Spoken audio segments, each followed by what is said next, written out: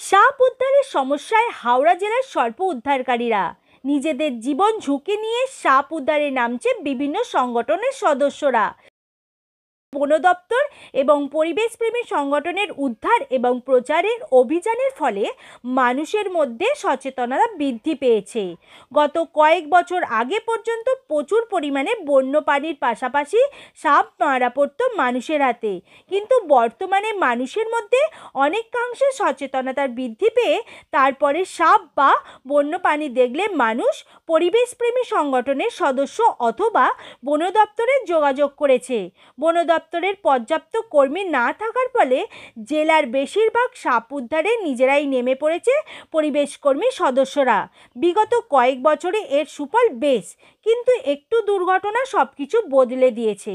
গত কয়েক মাস আগে পাঁচলা ব্লকের জালালসি গ্রামে একটি গোখরো সাপ উদ্ধার করতে গিয়ে কামড় খায় উদ্ধারকারী, তারপর মর্মান্তিক পরিণতি। কয়েক ঘন্টার মধ্যে মৃত্যুর কোলে ঢলে পড়ে সর্প উদ্ধারকারী ইন্দ্রজিৎ আদক। তারপর থেকে আতঙ্ক বেড়েছে সর্প উদ্ধারকারীদের। সমস্যায় জেলার পরিবেশ কর্মী সংগঠন এবং তার সদস্যরা। এই যে বিষয়টা সাপ উদ্ধারের বিষয়টা, এটা খুব একটা ভালো জায়গায় নেই, অন্তত হাওড়া জেলাতে। এবার তার কারণ হচ্ছে, প্রথম কথা হচ্ছে প্রচুর বড় এলাকা, এবং এত বড় এলাকাকে ফরেস্ট ডিপার্টমেন্টের দ্বারা কন্ট্রোল করা সম্ভব হচ্ছে না, কারণ তাদের স্টাফ নেই। তাদের মুখে একই কথা বারবার, যতবারই হচ্ছে। তারা চেষ্টা করছে, তাদের তো অভাব থাকেনি, তারা যে কাজ করছে না এমনটা না, তারা কাজ করছে, কিন্তু ইনফ্রাস্ট্রাকচার বেশিরভাগটাই নেই। সে যন্ত্রগুলোর বাজার দর অনেক বেশি।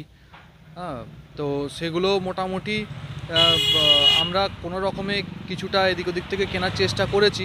ফরেস্ট ডিপার্টমেন্টের থেকে এই হেল্পগুলো পাওয়া দরকার ছিল, কিন্তু সেগুলো সেখান থেকে পাওয়া যায় না, কারণ তাদের ফান্ড নেই, তারা বারবারই বলেন। তো এই মুহূর্তে দাঁড়িয়ে এটা একটা খুব খারাপ পজিশানে পড়ে আছে, খুব খারাপ জায়গায় পড়ে আছে। এখনও পর্যন্ত সাপের কল আসছে, শীতকাল পড়ে গেছে, এখনও পর্যন্ত সাপের কল আসছে। তো বিহেভিয়ার চেঞ্জ হচ্ছে সাপেদের, এবং এর ফলে নানান রকমের অসুবিধা তৈরি হচ্ছে। আগে এটা হতো না। তো ঘটেছে, কিছুদিন আগেই একটা মৃত্যুর ঘটনা ঘটেছে। সেখানেও একটু সমস্যার জায়গা তৈরি হয়েছে। অনেক ডাক্তার বলছেন, সামনাসামনি বলতে পারছেন না, পিছনে বলছেন যে অ্যান্টিভেনাম হয়তো ঠিকঠাক করে কাজ করছে না। তার সাথে হচ্ছে যে সাপ চিকিৎসার যে পরিকাঠামো প্রত্যেকটা গ্রামীণ হসপিটালে থাকা উচিত, সেই হসপিটালে সেই পরিকাঠামো নেই। হ্যাঁ, যে কারণের জন্য রেফার করার একটা টেন্ডেন্সি আসছে, যে সাপে কাটা রুগী গেল, সেটাকে রেফার করে দেওয়ার একটা প্রবণতা প্রত্যেক গ্রামীণ হসপিটালেই দেখা যায়। এটা হওয়া উচিত না। এই জন্যই তো এতদিন ধরে এত পরিশ্রম, যে অন্তত মানুষ দুম করে সাপ দেখা মাত্রই না মেরে দেয়, অন্তত একবার ফোন করে। তো সেটাই হচ্ছে, আমরা কিন্তু আমাদের জায়গাতে সফল। আসলে নিঃস্বার্থভাবে পরিবেশ ও বন্য প্রাণীকে ভালোবেসে পরিবেশ রক্ষার তাগিদে উপযুক্ত সরঞ্জাম ছাড়াই বিভিন্ন বন্য প্রাণী ও সাপ উদ্ধার করে চলেছে। এমন দুর্ঘটনায় তাদের মধ্যে আতঙ্ক বেড়েছে। জীবনের ঝুঁকি থাকলেও এই আতঙ্ক বেশি দিন থামিয়ে রাখতে পারেনি, আবারও উদ্ধারে নেমেছে। কোনো রকমে নিজেদের হাত খরচ বাঁচিয়ে কিছু কিছু সামগ্রী কিনে উদ্ধার কার্য চললেও নিজেদের সুরক্ষায় বিভিন্ন সামগ্রী কেনা তাদের পক্ষে সমস্যা হয়ে দাঁড়িয়েছে। নিজেদের সুরক্ষা নিয়ে চিন্তিত। ফলে সাপ নিয়ে কিন্তু আগে যে তুলনায় মানুষ সাপকে মেরে দিত, এখন কিন্তু বহু ক্ষেত্রে সাপ উদ্ধারের খবর আমাদের কাছে আসে।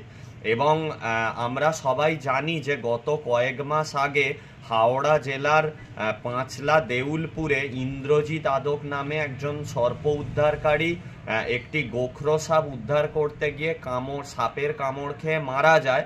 এবং তারপর কিন্তু হাওড়া জেলায় এই সাপ সংরক্ষণের জন্য কিন্তু সেই কাজে কিন্তু একটা ধাক্কা আসে। এবং তারপরেও অনেক বহু পরিবেশ কর্মী সাপ উদ্ধার করা থেকে বিরত থাকেন। কিন্তু আমরা যারা প্রশিক্ষণপ্রাপ্ত সর্প উদ্ধারকারী, আমরা বারবারই একটা কথা বলি যে সাপ উদ্ধার করার সময় কিন্তু নিজস্ব সেফটি অবশ্যই নেওয়াটা কিন্তু ভীষণ জরুরি।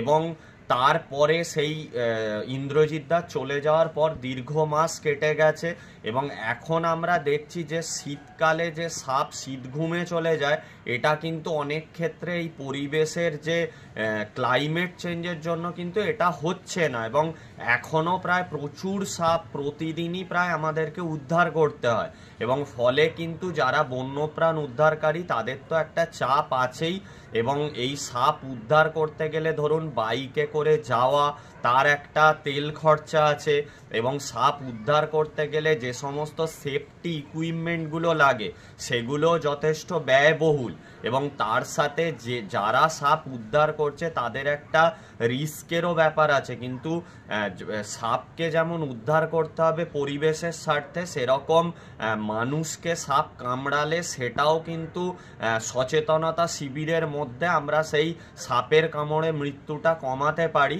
তো আমরা বারবারই বলবো যে এই যে সাপ উদ্ধারের জন্য বন দপ্তর বা সরকারি তরফ থেকে যদি প্রত্যেকটা উদ্ধারকারীর জন্য একটা প্রশিক্ষণের ব্যবস্থা করা যায় এবং যারা সাপ উদ্ধার করছে তাদেরকে যদি সরকারি তরফ থেকে যদি কিছুটা সাহায্য করা যায় এবং বন দপ্তরের যে সমস্ত ডিভিশনগুলো আছে সেখানে যদি এইসব যারা বিভিন্ন পরিবেশ সংগঠন বা যারা ব্যক্তিগতভাবে সাপ উদ্ধার করছে তাদেরকে যদি সেই বন দপ্তরে কাজে নেওয়া যায় তাহলে কিন্তু আমার মনে হয় যারা উদ্ধার করছে তারা অনেকটাই উপকার তাদের হবে।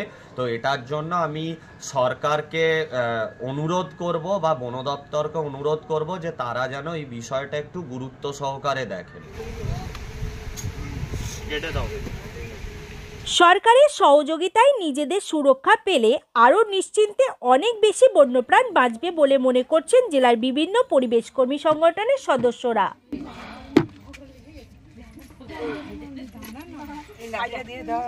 না